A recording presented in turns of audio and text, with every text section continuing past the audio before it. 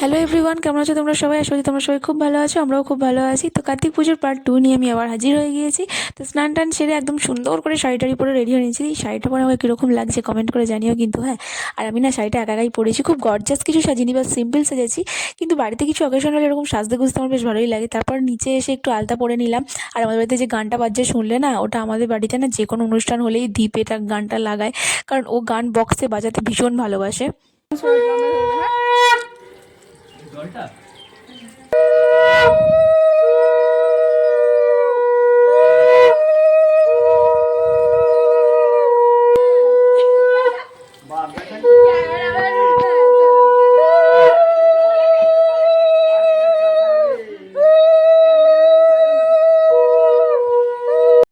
তো ওর মতে গান ছাড়া কোনো অনুষ্ঠানই হতে পারে না, তাই জন্য ও সবার আগে গানটাকে লাগিয়ে দেবে বক্সের মধ্যে।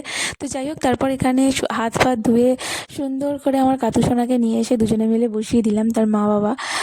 তো তারপরে ওর পাপা ওকে একটু সুন্দর করে ঠিকঠাক করে দিচ্ছিল আর কি। যাই হোক, তারপরে মামনি এখানে সমস্ত কিছু আয়োজন অলমোস্ট কমপ্লিট করেই ফেলেছে। এবার শুধু ভোগের জিনিসগুলো আমার বাকি আছে। আর এখানে ওই যে ট্রেতে দেখতে পাচ্ছ সমস্ত খেলনা, সমস্ত চকলেট, এগুলো তার পাপা কিন্তু নিজের হাতে এগুলো সাজিয়েছে। আর কীরকম হয়েছে জানিও। হ্যাঁ, আর আমি এরকম সুন্দর করে এখানে আলপনাটা দিয়েছি, তো ওটাও কীরকম লাগছে দেখতে সেটাও কিন্তু জানিও। হ্যাঁ, আর দীপও একটু হেল্প করেছে বটে, নাহলে আমার একার পক্ষে পসিবল হতোই না কখনো। তো যাই হোক, তো তারপরে চলে গেলাম ভোগের জিনিসপত্রগুলো রেডি করতে। এখানে মামনি ময়দাটা মেখে রেখেছিল, তো আমি সুন্দর করে লেচি টেচি কেটে এখানে লুচিটা আগে ভেজে নিয়েছি, কারণ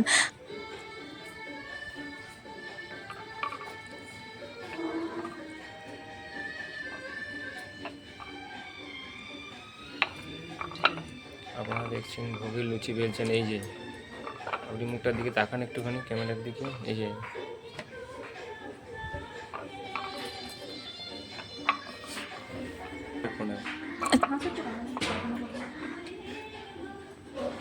এই যে আমাদের বাড়ির ঠাকুর গুরুদেব।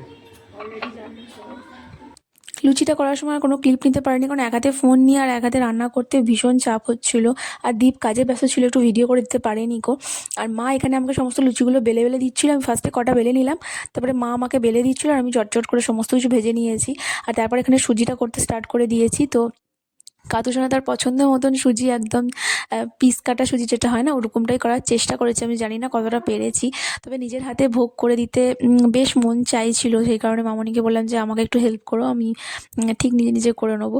তো যাই হোক, তোমরা একটা জিনিস একটু আমাকে কমেন্ট করে জানিও তো, আমাকে বড় লাল টিপে ভালো লাগে নাকি ছোটো লাল টিপে? বড় টিপ পড়তে আমার খুব একটা ভালো লাগে না, বাট আমার মা বলাতে আমি পড়েছি। যাই হোক, তো আমার তো বেশ ভালোই লাগছিল। তারপরে আর কি ঠাকুর ঘরের সমস্ত কাজকর্মগুলো গুছিয়ে নিলাম। আর মামনি দিকে ফল খোঁচানো থেকে শুরু করে ঠাকুরের সমস্ত জোগাড় একা হাতে ওদিকে কমপ্লিট করছে, আর মা এদিকে একটু লুচিগুলো আমাকে বেলে দিচ্ছে।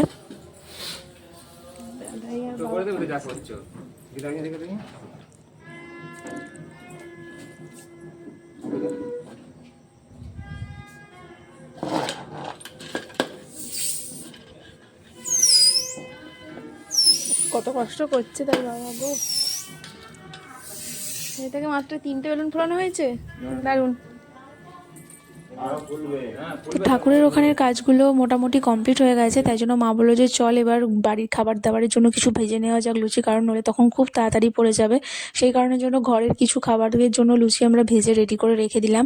আর এদিকে করতে করতে ওদিকে ততক্ষণে বাবা এসে গেছে, আর ব্রাহ্মণ মশাইও এসে গেছে, দেখতেই পাচ্ছ। আর আমি ওদিকে কাকুর পারমিশন নিয়ে চলে গেছি আমার গোপু সোনাদের আনতে। এই যে ছুটছে, গোপাল আনতে ছুটছে।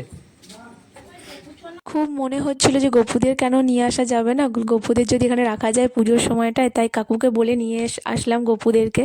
ছোট কাকুকে না, দুজনকেই নিয়েছি। সুন্দর হয়েছে, চলো।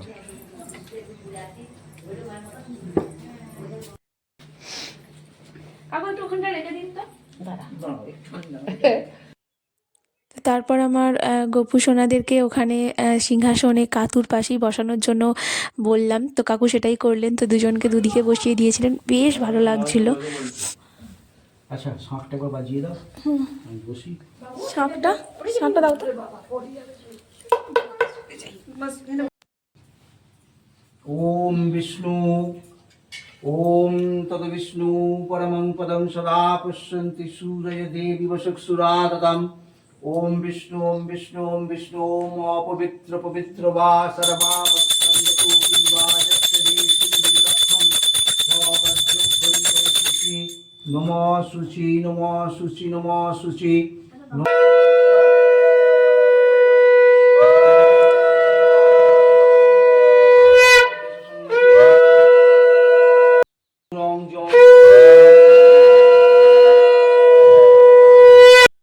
কাকু এত সুন্দর পুজো করেন না, এত স্পষ্ট মন্ত্র যেটা বলার কথা নয়, মানে এত সুন্দর পুজো করেন যে সবসময় মনে হয় যেন বসে গোটা পুজোটা দেখি, মন প্রাণ ভরে যায়। তো যাই হোক, এবার আমাদের অঞ্জলি দেওয়ার পালা। শ্রদ্ধাং বিশ্ববীজং নিখিল ভয় হরং পঞ্চবক্ত্রং ত্রিনেত্রম এত সচন্দন পুষ্পাঞ্জলি নম শিবায় নমঃ দিয়ে দাও। তো একদম মাথায় ঘোমটা দিয়ে গিন্নি মানুষদের মতন করে আমি পুজোয় বসেছি। তো যাই হোক, তারপরে আমি, মা, মামনি, দীপ চারজনে মিলে অঞ্জলিটা কমপ্লিট করে নিলাম, আর তারপরে প্রণাম করে নিলাম। এবার শুরু হবে আরতি। কাকু এত সুন্দর আরতি করেছেন না।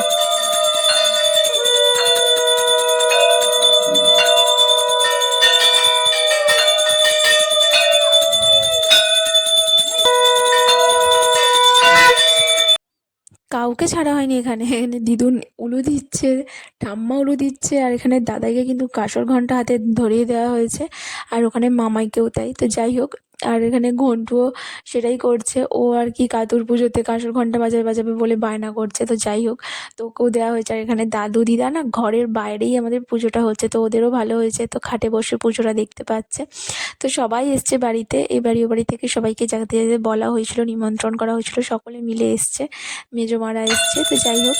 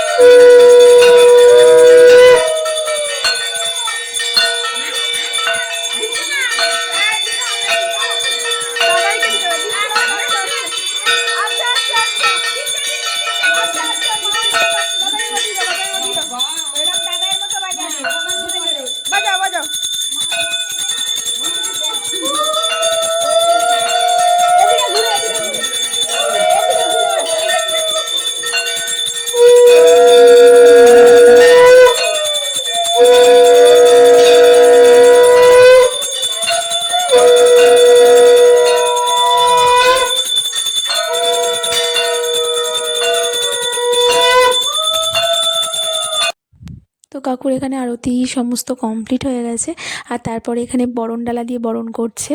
তো মানে এত দূর দেখে তোমরা নিশ্চয়ই বুঝতেই পেরেছো কাকু এত সুন্দর পুজো করে না। এখনও তাও সমস্ত পুজো বাকি আছে, হোম বাকি আছে, অনেক কিছু হবে। তো বাবার যেহেতু দেরি হয়ে যাচ্ছিলো, বাবা আবার বাড়ি ফিরবে, তার জন্য বাবাকে চটজলদি আমি খেতে দিয়ে দিয়েছিলাম, আমি আর মা গিয়ে।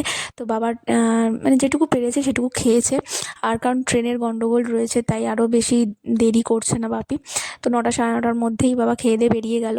তো তোমাদের এই ভিডিওটা কার কার ভালো লাগলো প্লিজ আমাকে কমেন্ট করে জানিও। যদি ভালো লাগে প্লিজ লাইক করে দিও, শেয়ার করে দিও, চ্যানেলকে সাবস্ক্রাইব করতে ভুলো না। দেখা হবে নেক্সট ভিডিওতে। বাই।